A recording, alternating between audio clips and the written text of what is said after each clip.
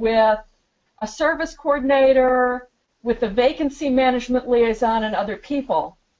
And then periodically they have a conversation with the nursing facility, and they investigate whether a person can return to their previous placement, whether a new placement would be better, or whether the person needs to stay in the facility because of their condition. Next slide. If the screen is conducted on somebody already in a nursing home, the conversation is to find out whether someone is appropriately placed there, and to share information so the nursing facility can provide person-centered care. Next slide. Now, the MDS is different. It is a federally mandated process for clinical assessment of people in nursing homes. And the question is asked of all nursing home residents according to a regular schedule. And all means all. There's no exclusion for particular people, particular diagnoses, particular functional needs. Nothing like that exists. All means all. The MDS Section Q is different. Next slide. Next slide.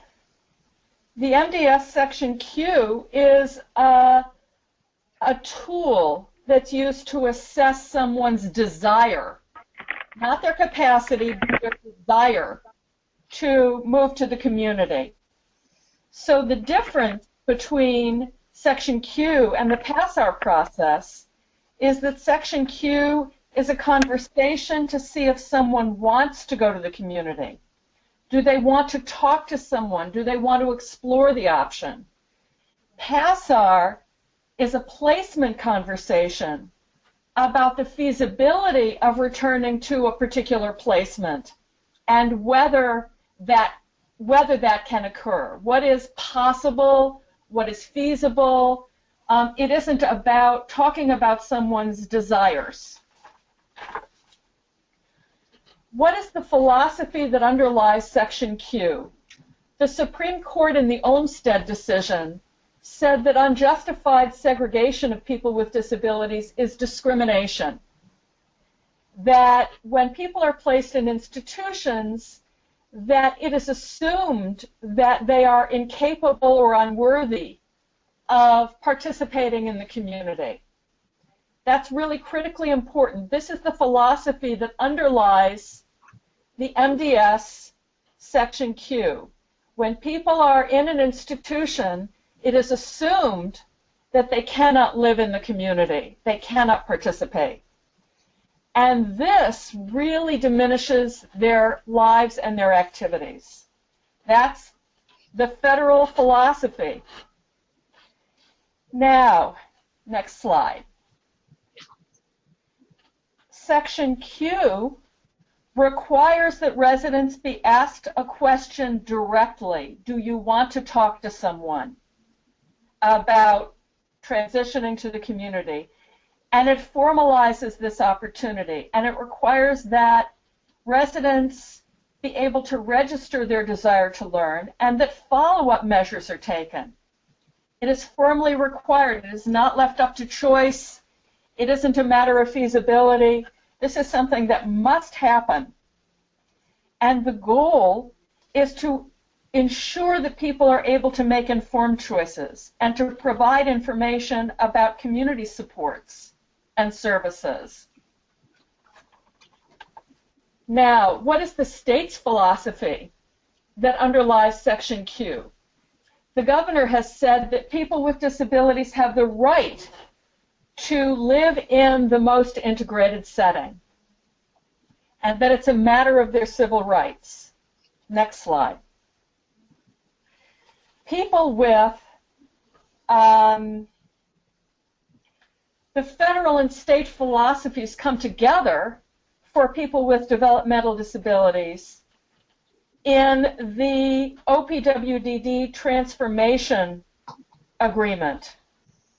In 2014, there were more than 1,000 people with developmental disabilities in nursing homes. The transformation agreement with CMS, the federal government, requires a transition of people to less restrictive settings, including 100 people with developmental disabilities in nursing facilities. Next slide. Now, the MDS Section Q is a tool in that process.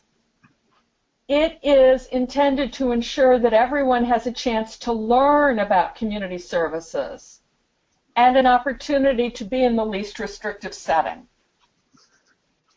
It is, in a way, truly person-centered. It is a deliberate shift away from a focus on the nursing facility staff making a decision for people about where they should live and what they're capable of. It is not at all about the feasibility of discharge, and it does not assume that anyone is unable to be discharged. It is about what does that individual want, and it starts a conversation.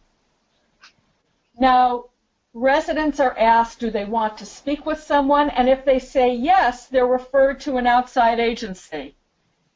And who is that, of course?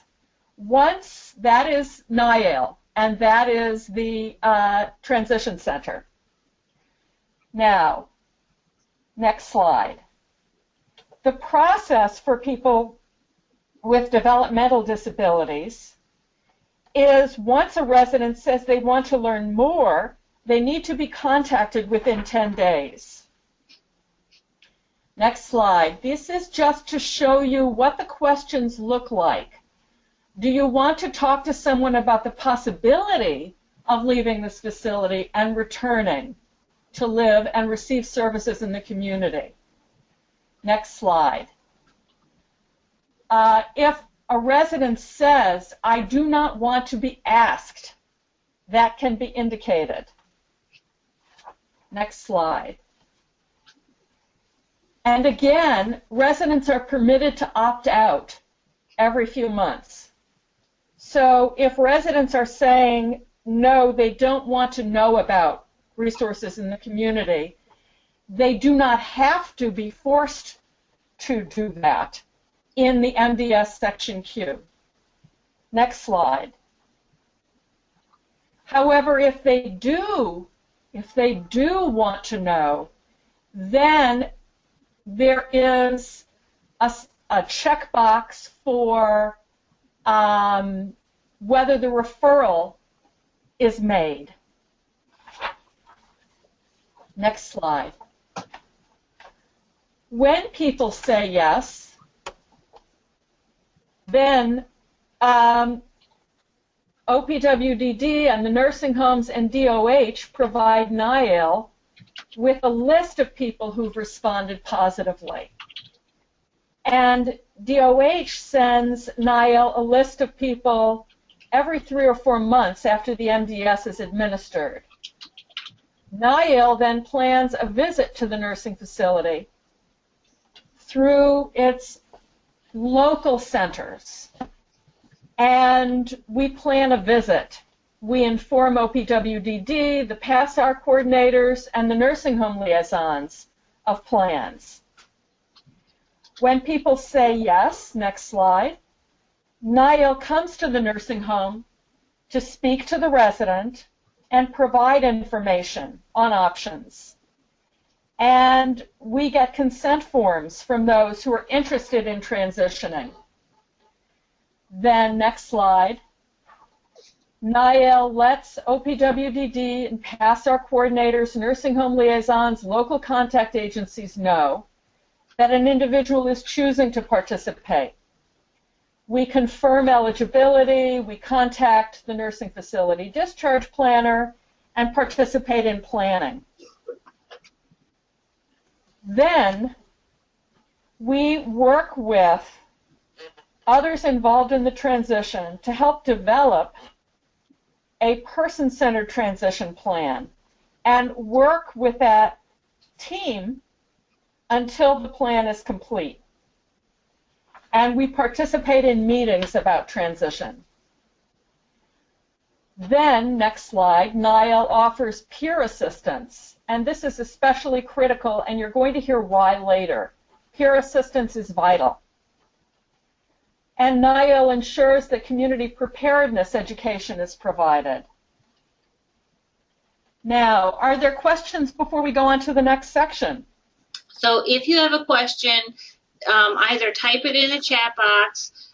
If you're on the computer, you can raise your hand. If you're joining via the audio, you would need to unmute your phone. So if you're on the audio with the phone, you would need to unmute your phone. So are there any questions at this time? All right, Susan, it doesn't look like anyone's raising their hand, so why don't we go forward? Great. Now, the next section is about what did we learn from our project. You've heard about PASAR, you've heard about Section Q, you've heard about the differences, and you've heard about what happens when someone says they want to make a transition to the community. But now you're going to hear about what happened when we looked at how well things are working and where there are opportunities for improvement. So our program objectives when we evaluated Section Q were to look at the current process, make recommendations for how it could better apply to people with developmental disabilities if we found any gaps or problems, and then develop training on how people with developmental disabilities can improve their chances of getting care in the most integrated setting. Our objectives were to interview people with developmental disabilities who have been in a nursing home and then transitioned, to interview advocates from within the community of people with developmental disabilities, and to interview stakeholders from state agencies to local contact agencies to the long-term care ombuds program staff and nursing facility staff themselves to find out what they thought. We also did online surveys and interviews of nursing home staff. We contacted them directly and interviewed them directly. And we did interviews with a variety of other stakeholders. We also took a look at what are other states doing? What do they think are their promising practices or best practices that they are proud of and want to share? And then we made a report on our findings so that, and as part of that report, we wanted to make training available so that everybody would understand the background of the process that we're doing now. Section Q interviews. I'm going to be talking with you about the interviews we did with people with developmental disabilities first. These are people who had been living in nursing facilities and then who transitioned to the community. First, what did they tell us? They said, ask in a nice way. They wanted to be asked, and they wanted to be asked in a nice way. Miss D's example is an important one. Miss D has developmental disabilities and other physical disabilities. And the nursing home staff assumed that because she had developmental disability, that she couldn't understand them. So they didn't talk to her.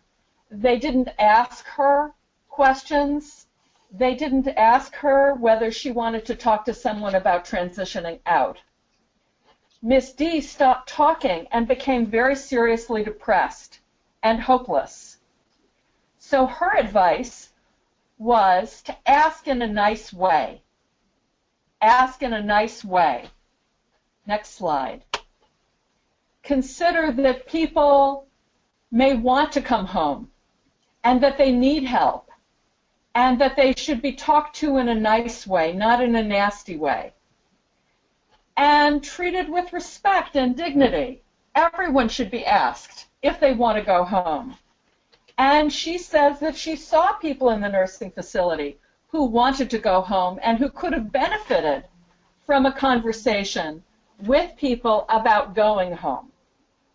So people want to be asked in a way that respects their dignity and that respects their desires and their personal sense of integrity.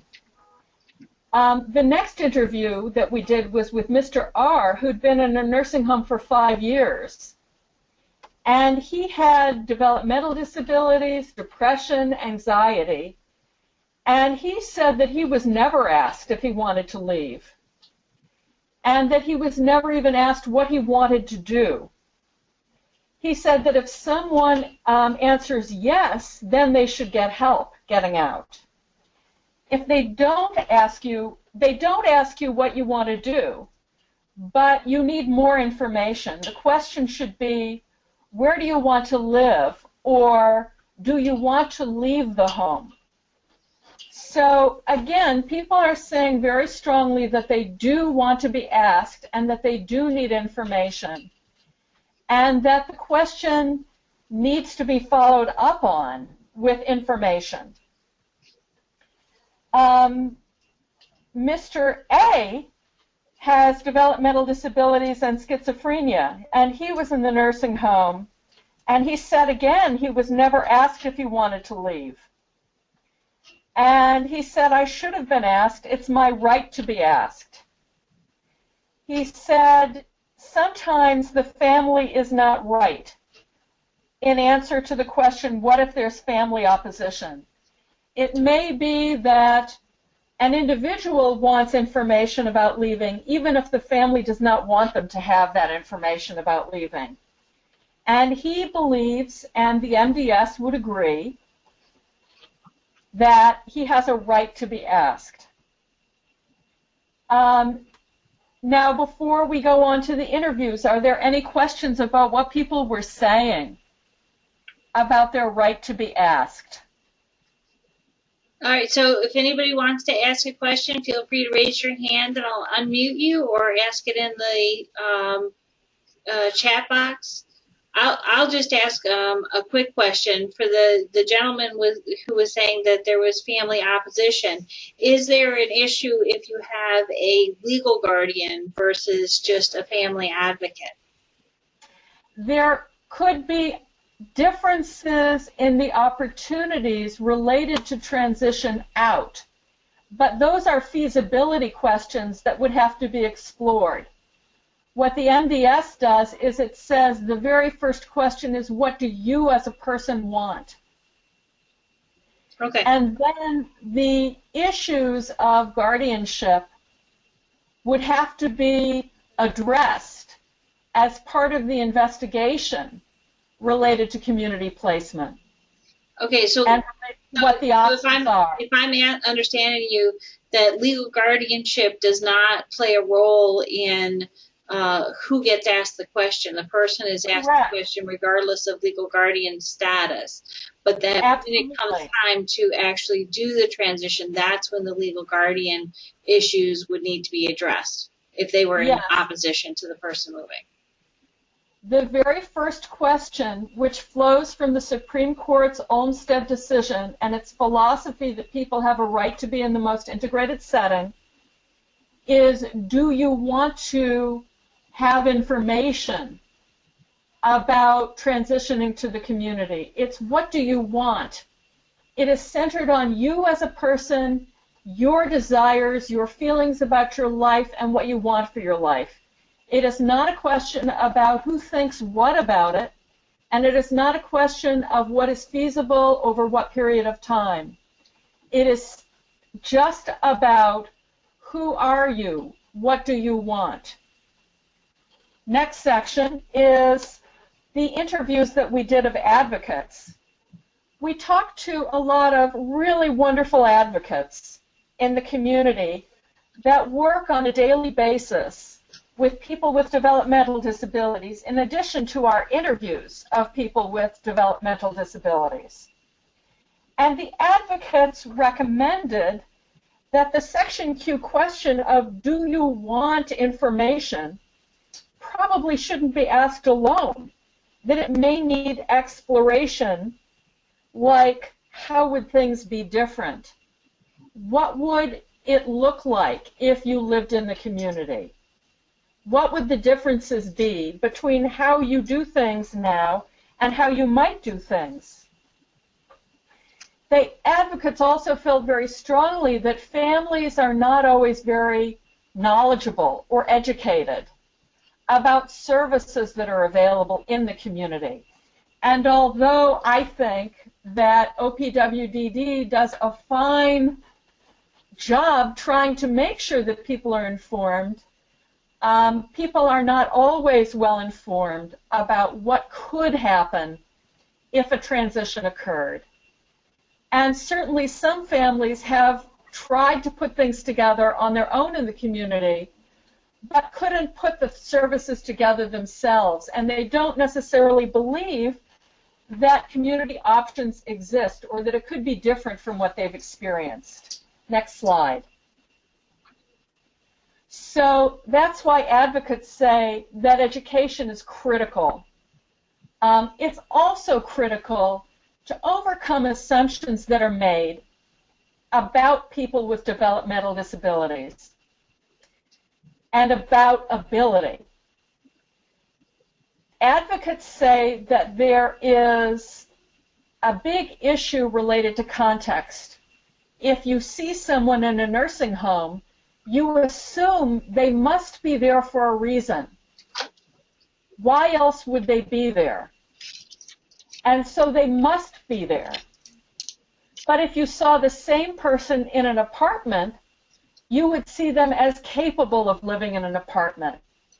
We've seen this for a long time historically, where it has been assumed that people needed to live in Willowbrook. It was assumed that children needed to be given away. It was assumed they had to live in a hospital. It was assumed that they couldn't transition to a facility in the community or to a group home or even to an independent apartment. And that is because context plays a big role. When you see someone in a place, you assume that that is the place where they can be. And so there's a need for education to show people in different settings and to explain that they have lived in different settings. And there's a wonderful film that the self-advocates have done that shows people who lived in Willowbrook and other institutional settings in the community and talking about their lives in the community. And that is critical for understanding that the context they're living in doesn't determine who they are or what they're capable of. Absolutely critical. It's about attitudes. Advocates, next slide. Whoop. Yes, advocates say that education is needed to overcome assumptions about abilities. Nursing home staff need training on how to ask the question and on choice and on person-centered approaches. Nursing facility staff are not trained on person-centered planning. They don't come from an approach that is driven by systems that have been created with the input of people with disabilities and the families of people with disabilities. They come from a medical model, and they have not been trained about how to ask questions on choice or to think about someone's community transition in terms of choice. So the staff will say things like, this person has medical needs and can't live in the community, and they need to have some training related to that. Advocates say a lot of times these things are clinically done, and it's a checklist instead of helping people in an exploration process. This isn't what nursing homes are doing when they're asking questions isn't necessarily a person-centered process where they are eliciting people's ideas and thoughts and feelings. And advocates think that that needs to be done. Next section. Now we're going to talk about the interviews we did with nursing facility discharge planning staff. We asked nursing facility staff in a survey, what were they doing? And after doing the survey, we followed up and interviewed people about their experiences with Section Q and with asking people, did they want information about leaving the facility? Some of the staff told us, first of all, that they're not asking. They're not asking at all. Or they're not referring people. And this was a fairly high percentage. People who felt that Section Q is not helpful, and they're not asking the question because they don't believe that discharge is feasible. So instead of recognizing the philosophy of Section Q, which is what do you want? How would you determine your own life? How would you like to be viewed? How would you like to live your life? What choices would you like to make? Instead of asking that kind of person-centered question, they are asking the feasibility question.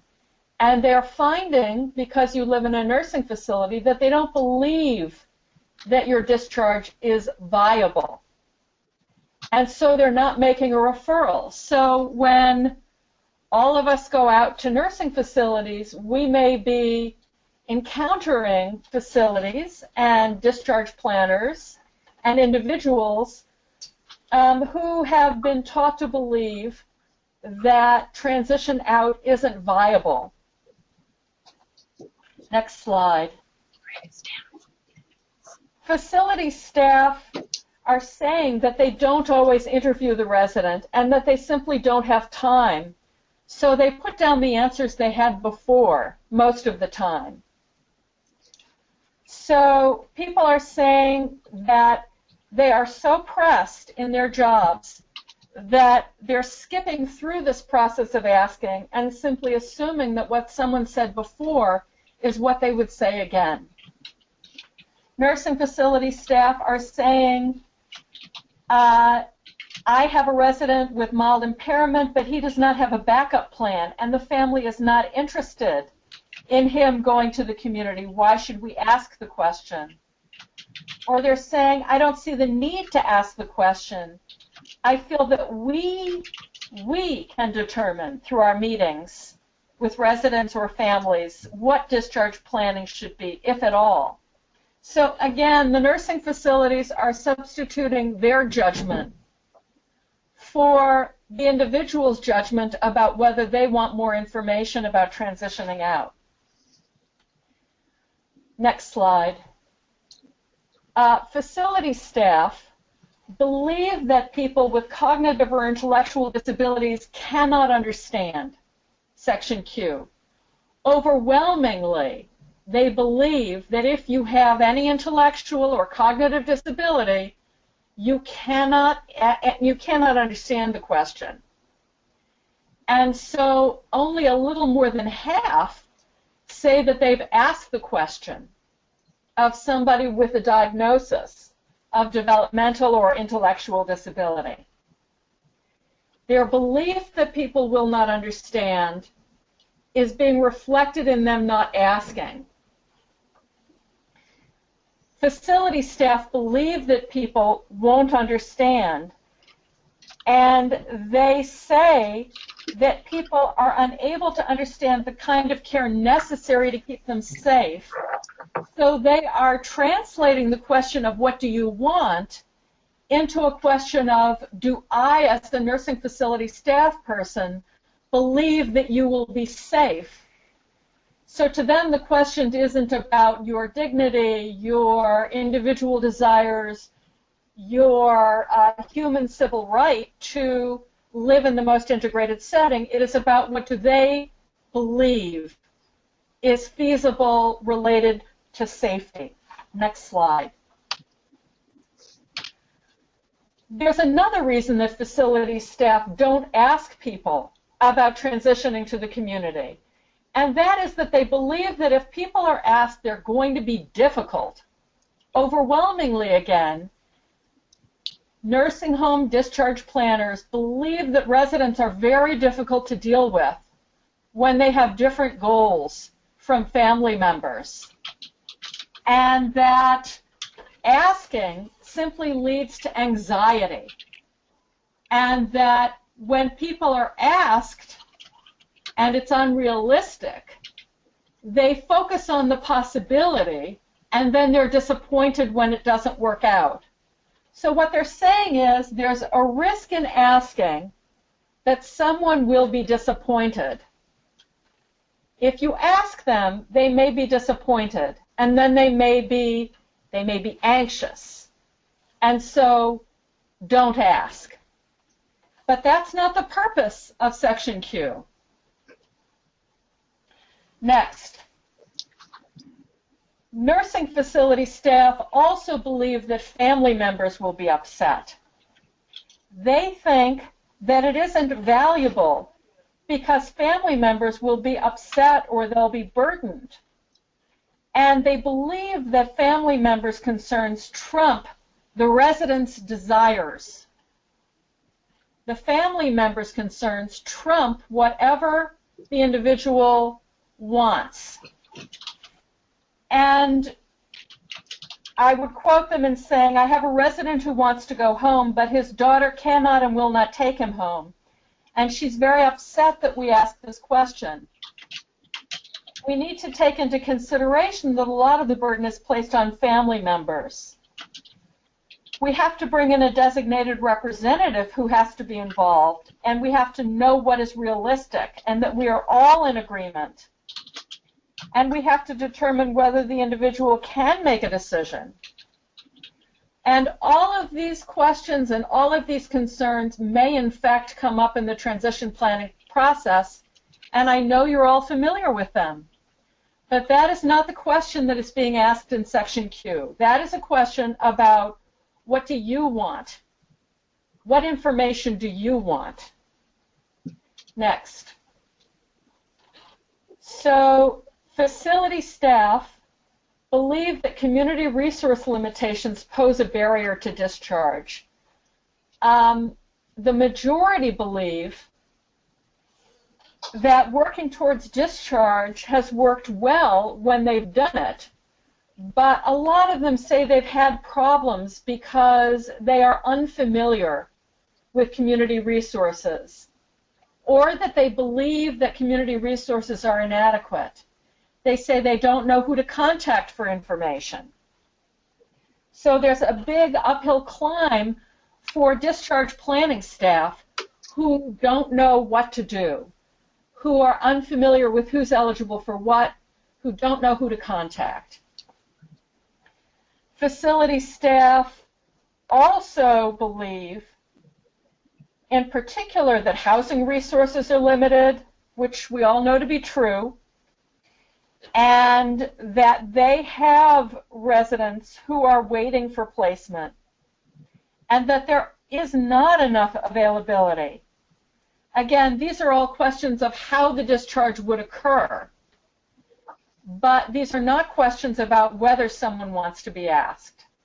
But the nursing facility staff believe that if they ask, they're providing a sense of false hope, because really they're thinking ahead to the feasibility of the discharge, to what they know about discharge, to delays that occur in discharge, and to difficulties that have to be overcome. Next slide.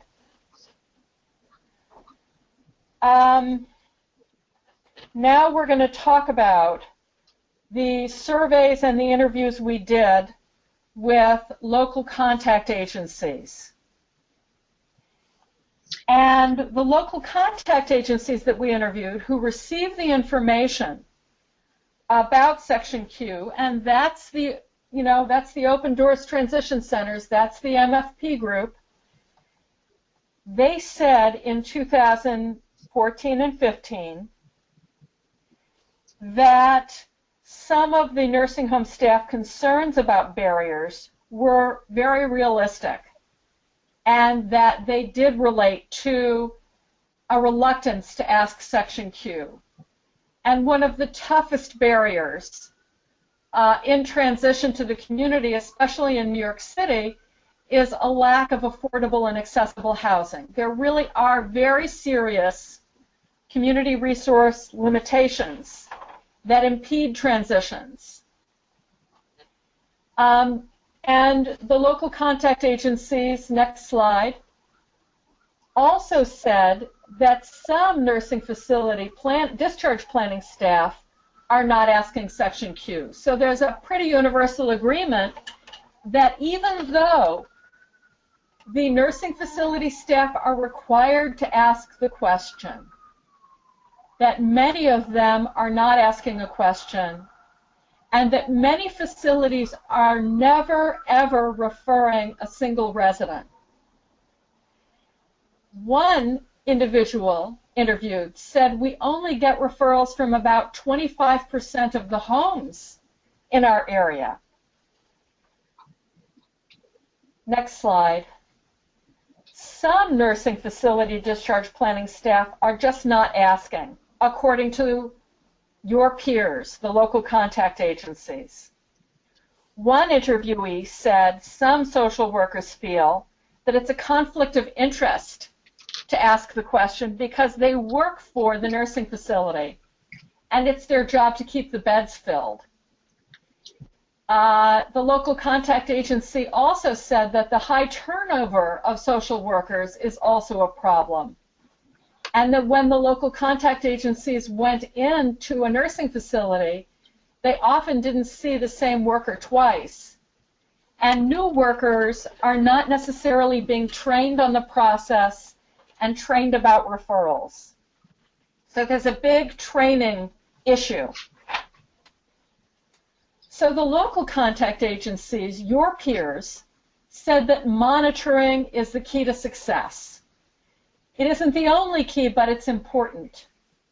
Every single agency that has been working with people on transitions brought up the lack of monitoring as a barrier to the Section Q referral question being asked. They said the Department of Health doesn't enforce the mandate to ask the question. Next slide. One interviewee said that when she talked with a social worker and said to the social worker that referrals were supposed to be made for residents who said yes, she was told, we just had our survey by the Department of Health and Section Q was not even mentioned. She said, I don't think DOH knows about it. So when surveys of nursing facilities are done to see if they're complying with regulations, to see if they're abiding by residents' rights requirements, they're not being asked about the question, do you want information about transitioning to the community? And most local contact agencies said that they feel there's just no enforcement, no accountability. So what needs to be done to improve the system? Well, your peers at the local contact agencies said that the nursing homes need to be held accountable and that the state should follow up with facilities that are not referring anyone, and that those nursing homes need to be given citations. So there needs to be some system of accountability, some monitoring of patterns, and some citations for not asking the Section Q question. Next slide. What can be done to improve? They also said that education is critical. People at your peer agencies feel that nursing homes and residents and families need to be educated about the reason the question is asked. Why is it being asked? And that people need materials telling them about their rights and telling them what the process is. And they need to be given this information when they first go in to the nursing facility and often after that.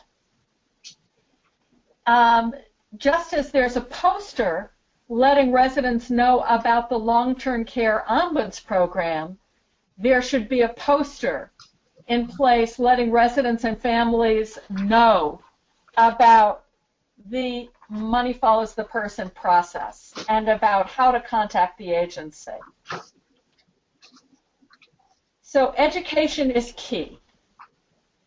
Now I'm going to talk about our interviews with the Long-Term Care Ombuds Program. The Long-Term Care Ombuds Program works with residents around issues of residents' rights.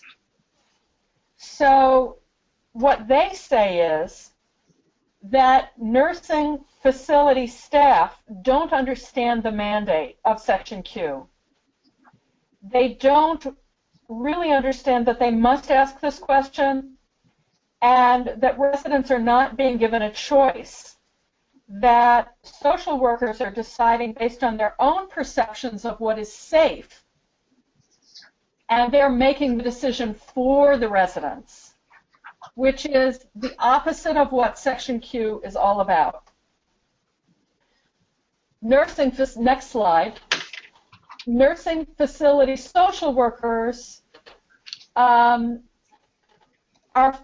if the resident says yes to the nursing facility social worker when they do ask the question, then a conversation does proceed, but the social workers are trying to persuade people not to seek information, to transition to the community. And they believe it's because the social workers aren't getting the right training. And they believe that a referral should only be made based on the feasibility of a discharge plan in their eyes, rather than allowing for self-determination. So again, this misunderstanding of the process and thinking that the feasibility of the discharge determines whether someone is to be asked is echoing through what the long-term care ombuds program staff are saying. Nursing facility social workers need training on person-centered care and need training on residents making their own choices and having control. And there needs to be better communication between the parties. And the long-term care ombuds program staff believe that there should be a statewide policy on ombuds program participation in the Section Q process in some way. Now, I'm going to pause here and ask if there are any questions so far. Yes, there was a question about how many facility staff were interviewed. We interviewed about 75 nursing facility staff, and they voluntarily responded. The surveys were sent out, and you can read about our methodology in our full report, which is posted on our website at www.cidny.org. You can read about the whole methodology of the survey. So, but we sent out a survey, and then we did in-depth interviews with people who responded. And then I would just like to point out, with regards to the indication that nursing homes should be educated, I completely agree with that point, and just want to remind the MFP staff on the call that that is a role that we can provide, that we do have the ability now to run your report. Your monthly report would indicate which nursing homes had individuals who should have been referred via Section Q but were not. And that's an absolutely perfect opening, a perfect opportunity for you to go in and speak with the staff at the nursing home and explain exactly what Susan's talking about what a Section Q question really is asking. But so you guys do have the opportunity to go in and do some of that hands-on education And we Right. really do have that. Suzanne is 100% right. This is a new thing.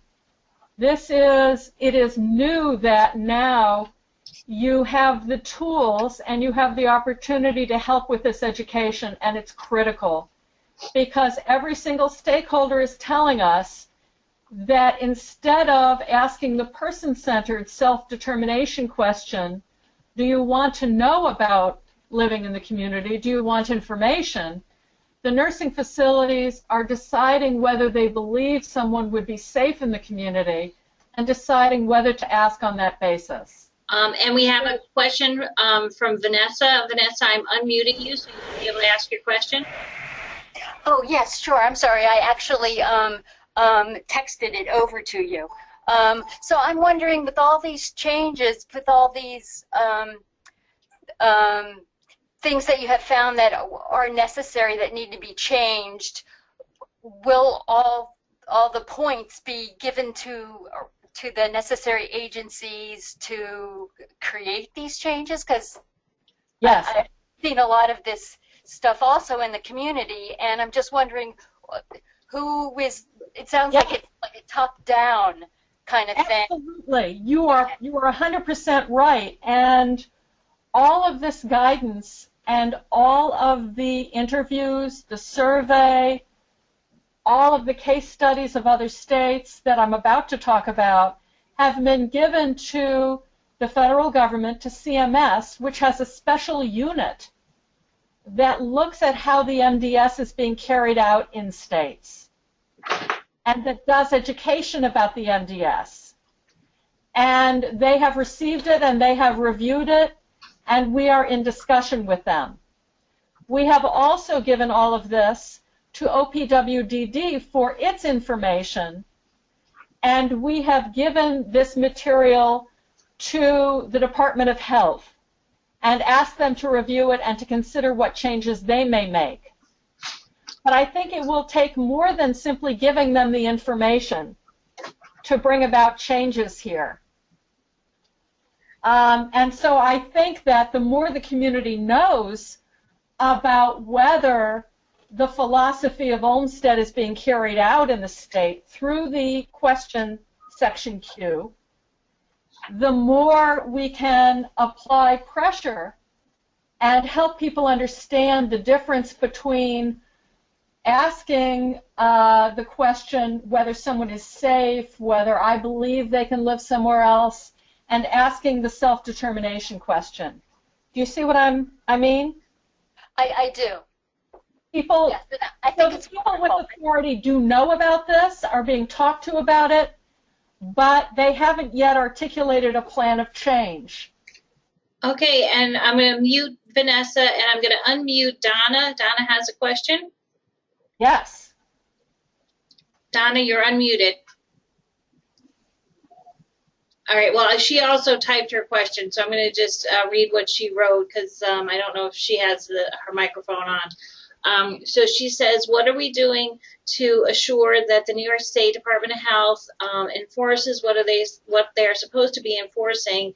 And she's also asking, will the PowerPoint be sent to us? And so the answer to the second question is, after the conclusion, all the people who signed up will get a copy of the PowerPoint.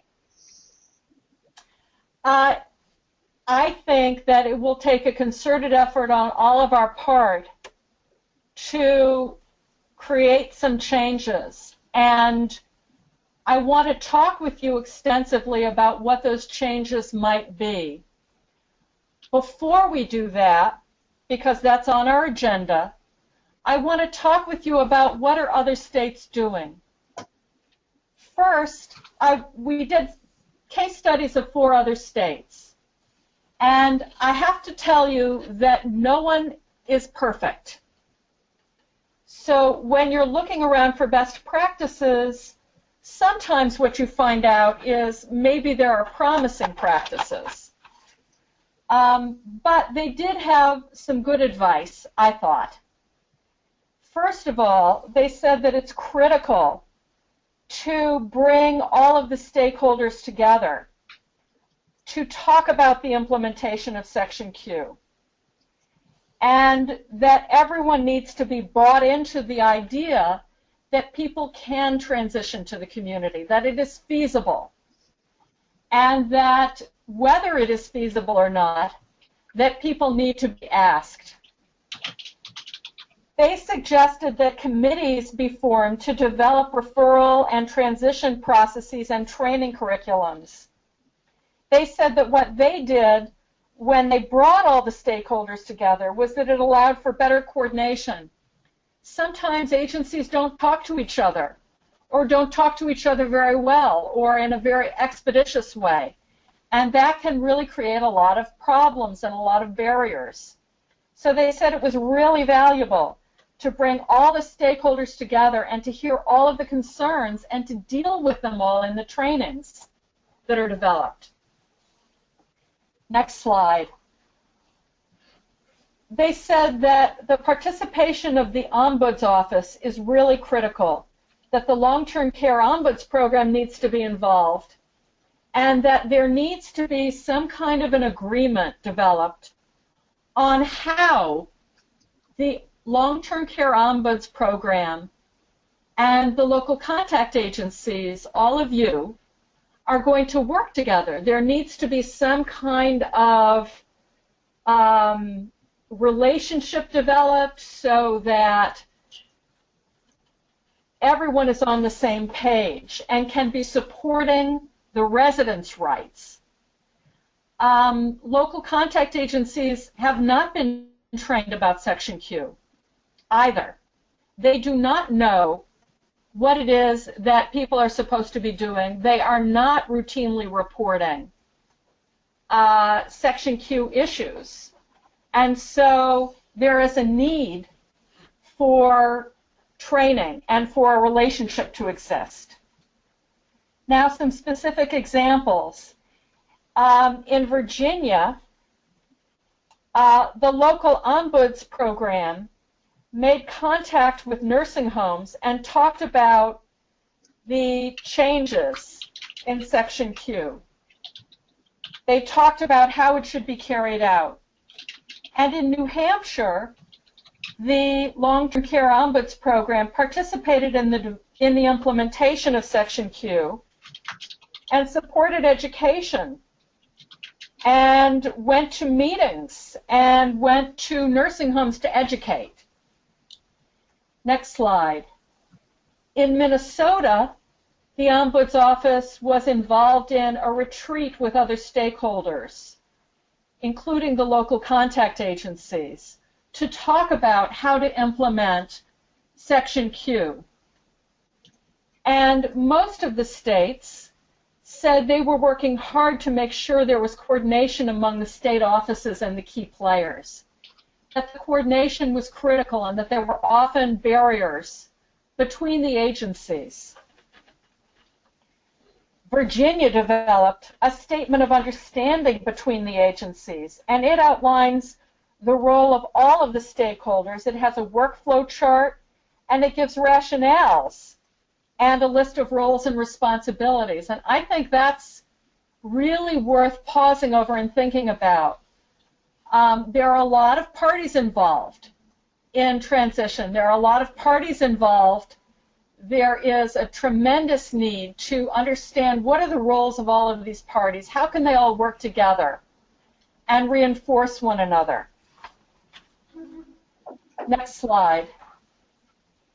In Virginia, they wrote up an authorization to use and exchange information so that all of the entities could coordinate. The state appointed a coordinator for Section Q to do education and to do problem solving and to interact with families. Next slide. In New Hampshire, they started a team of professionals to help individuals transition. And it included choices for independent staff, an independent case manager, and nursing facility staff and the resident, almost like a circle of support for someone leaving. And if there was an indication or a prior history of adult protective services, then they were also invited. The Ombudsman was also asked to join if the resident wanted them involved. And all of the states developed materials for stakeholders defining roles and responsibilities. And these were posted on the state's websites. And most of the materials focused on the local contact agencies and the staff of nursing facilities and on the referral process. That's what their materials were about. Next slide. New Hampshire Manual, giving the nursing facility tips on discharge planning and how to relate to the Ombudsman. We've done a lot of work on transition, and we have found that a lot of nursing facility staff are not educated about discharge planning and transition. So I think that that was a very helpful practice to identify.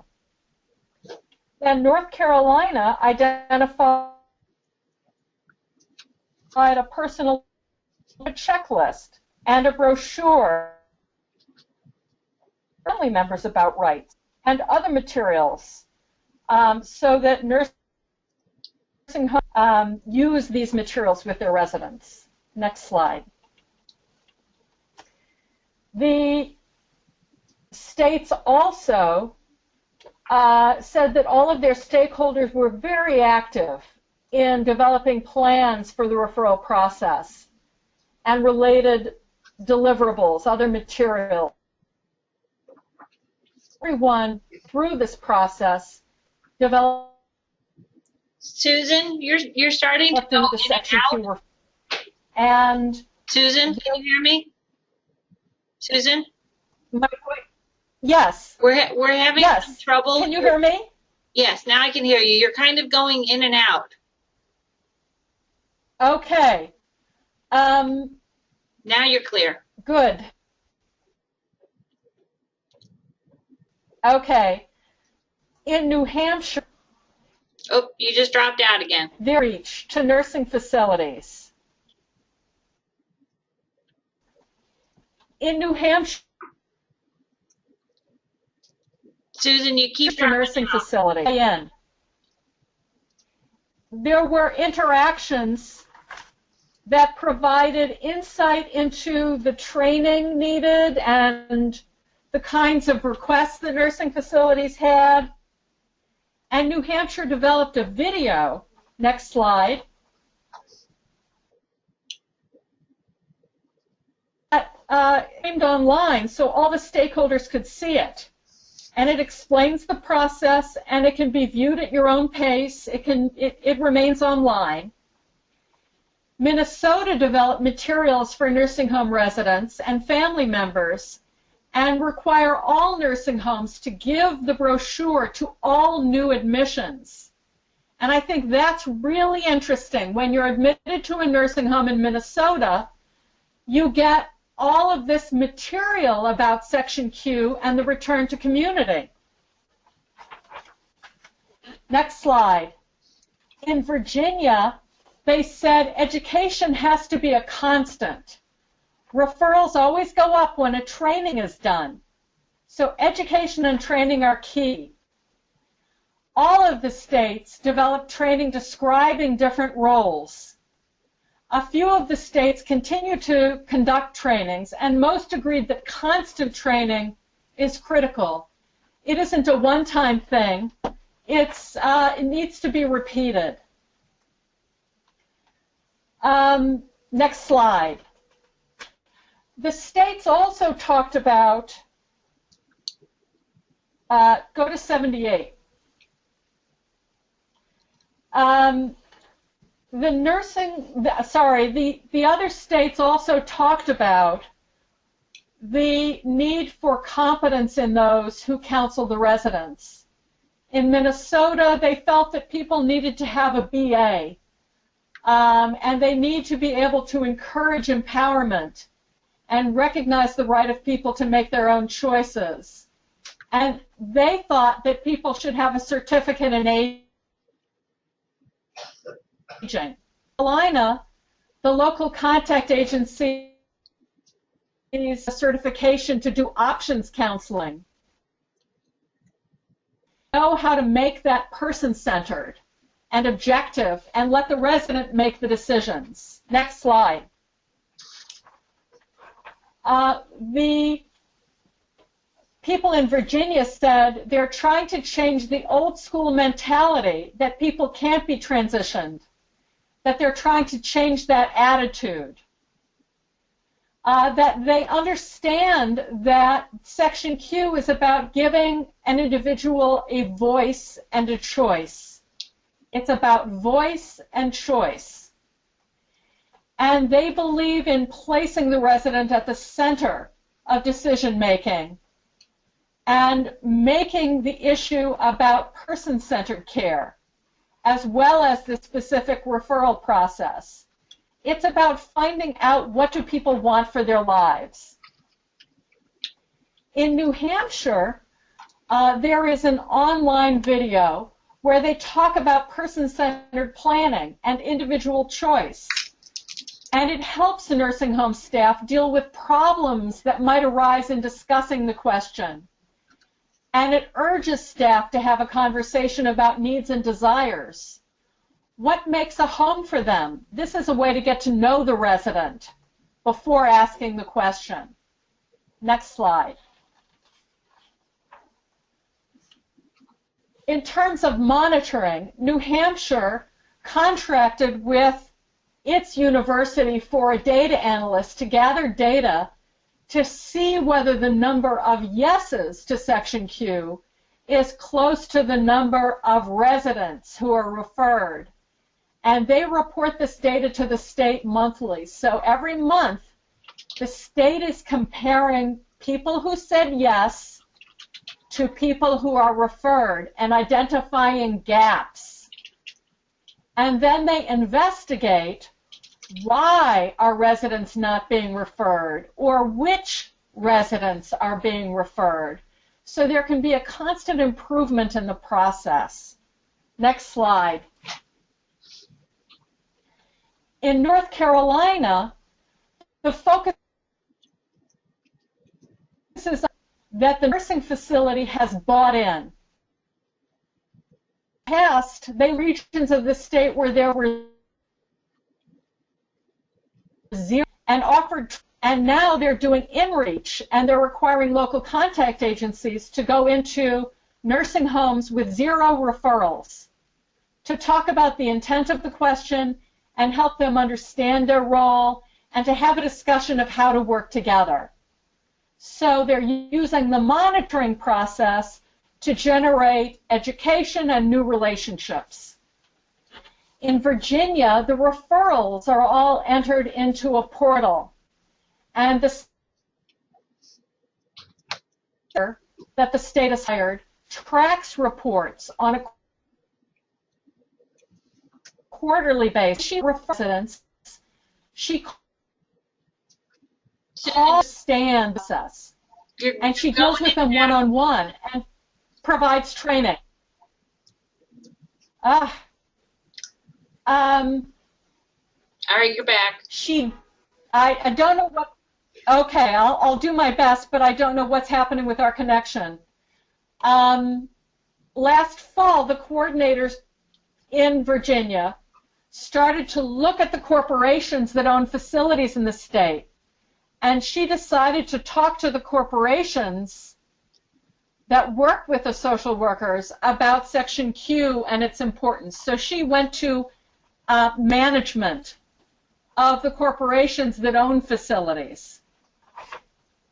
Next slide. There is a need for, according to the states that we interviewed, at least 2 of them do not specifically look to make sure that the nursing home is complying. Although the federal government mandates that nursing homes have to ask, there's no regulation attached, and there's no specific survey task. So this is a problem at the federal level. So it's difficult to get the survey and certification staff to make this a priority. So when nursing homes are being audited, when they're being surveyed, there is no requirement at the federal level that they must ask about Section Q. And since we all know that everybody studies for the test, if you know the test will not include Section Q, then you don't study for that question and you don't prioritize it. Next slide. The states agreed that unless there are negative consequences, that facilities will not aggressively pursue asking the question and doing discharge planning, that noncompliance doesn't bring sanctions to nursing homes. And since there's no regulation at the federal level, and it's not part of the survey process, there won't be a citation issued. If a citation were issued, even then, it's unclear what the severity would be. Unless the citation says harm has occurred, then it wouldn't lead to any serious sanction. I personally believe that when you don't ask someone what they have a right to be asked, then that is a serious harm to the individual and to their civil rights. Next slide. Before I go on to our recommendations, I want to say that our full report and all of the appendices going into each state's approach in detail with their brochures and other materials is posted on our website. Are there any questions about the state case studies? I don't see any questions being asked, so although Vanessa says this is very exciting. Oh, great. On to our recommendations. The first recommendation is that the federal government should require that a neutral third party ask the question about do you want to know, and that the federal government should develop regulations specifically tied to the referral question so that when nursing home surveys take place, that the surveyors have to review whether nursing facilities are asking this question, of whom they're asking, and whether referrals are occurring, and that this should happen on each survey, every survey. Next. We recommend that all of the stakeholders be brought together and that it would help with buy-in and that it might help with creative solutions to the problems that come up. We all recognize there are problems with asking people. We all recognize that there are attitudinal barriers, there is stigma, there are real feasibility issues that come after you ask the question. And developing strategies for asking and for communicating effectively and doing it with dignity is something that we could all be exploring together, especially for people with developmental disabilities, or for that matter, for people with brain injuries who are, injured as adults, or for people with some dementia or other cognitive disability. Next recommendation. We believe that nursing facility discharge planners have to be trained, and they have to be trained constantly because there are turnover issues and there is a lot of information to transmit. That they need to be trained about why is there a Section Q question? What is their role? What is our role as local contact agencies? As Money Follows the Person, as Opening Door Transition Center programs. What are the community resources available? How do you know what someone is eligible for? What are the rights of residents? What is person-centered planning? And what are the skills and abilities of people with developmental disabilities? There is such a tendency to see people with disabilities in terms of deficits, but not in terms of our strengths and our abilities. How should they work with people in a respectful way? Remember what people with developmental disabilities themselves said about wanting to be treated with dignity, wanting to be treated with respect, wanting to be asked and in a nice way. Next slide.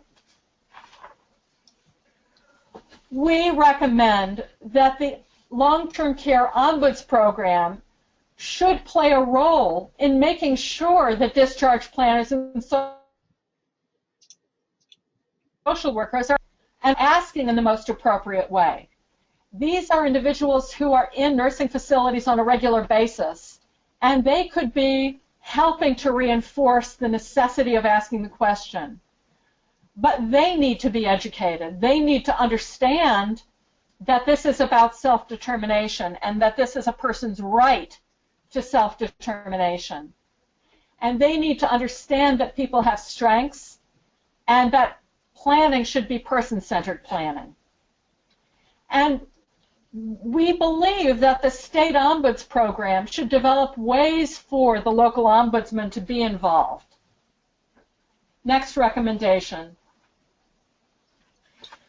It is vital that we improve the state's role. New York State needs to make monitoring nursing facilities a priority. And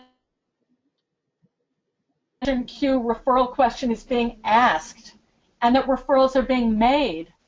They need to gather data demonstrating which facilities are not referring, and they need to follow up. They need as the state, as the payer, as the contractor of nursing facilities, to be meeting with those facilities and refer, explaining the role of the nursing facilities. Surveyors need to know when they're going into a facility that isn't referring, and the surveyors need to be trained so that they can talk about this with management when they conduct the certification survey. And it's absolutely vital that there be consequences for not asking the question. It cannot be that you have a right under federal civil rights law and there are no consequences when a nursing facility doesn't ask you the question that is a symbol of your right, when they don't ask you the question that can open the door and facilitate you living in the most integrated setting. And if you say yes, when they don't make a referral. So it is vital that there be consequences, that there be citations if homes are not asking. And a consequence of not asking needs to be retraining. Slide.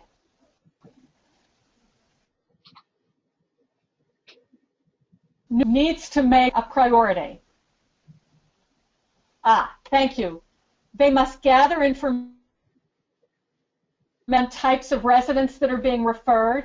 They need to know if facilities are inappropriately looking at the you can or should live in the community. Will you be safe? Are they thinking of the question in that way? And are they not referring certain types of residents because of the nature of their disability? If a nursing facility says, I'll look at you, and if I were you, I couldn't live in the community. Or do they say, you have a right to be asked? New York State should be looking specifically at homes that have a DD population. It is essential for the transition agreement that the State Department of Health be looking specifically at whether there are nursing homes that are not asking the question and are not making a referral if they have a population of people with DD. And the numbers of referrals from each nursing home should be publicized on the state's website. This would be a way of knowing choice over which ones are not.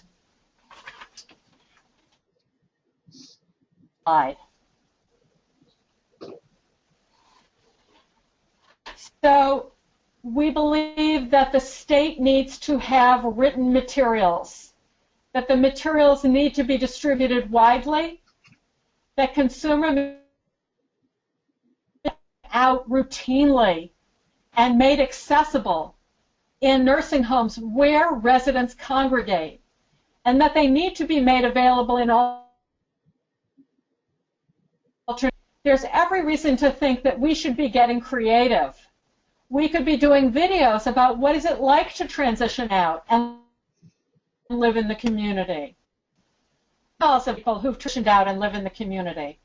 But it's critical that we come at this information question so that consumers understand local contact agencies, managed long-term care plans, transition centers, residents, families, all get on the same page. Next slide.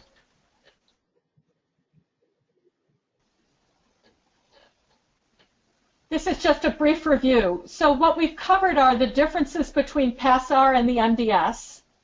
And PASSAR is a question about whether there has been a change, what is feasible in terms of a living environment.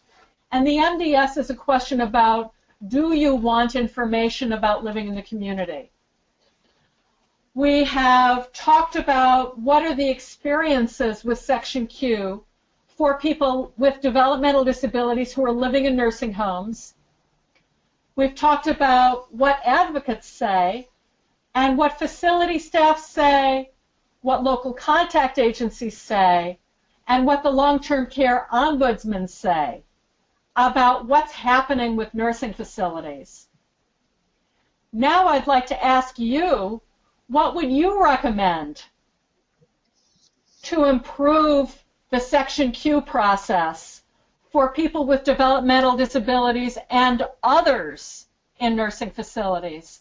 What would make things work better? So if anyone has a question, feel free, or has a comment, feel free to raise your hand and I'll unmute you. Or if you're on the phone, you can just unmute yourself.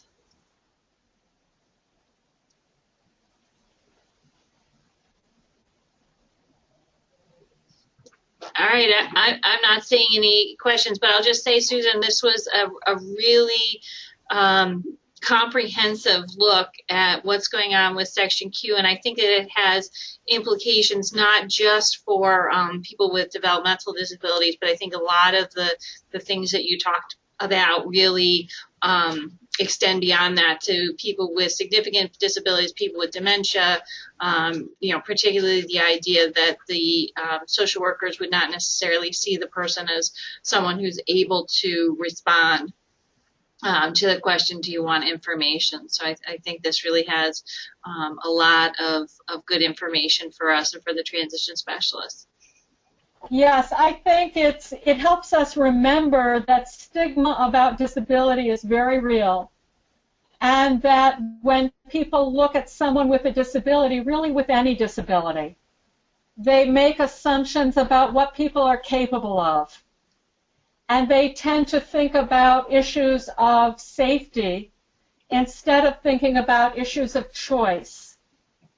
And they become limited by their own understanding of disability and their own understanding of the community and what is possible.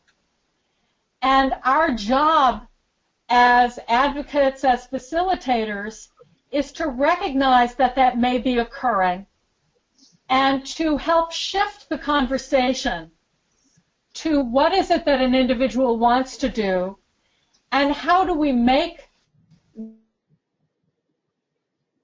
self-determination possible. But the very first, I want to thank you all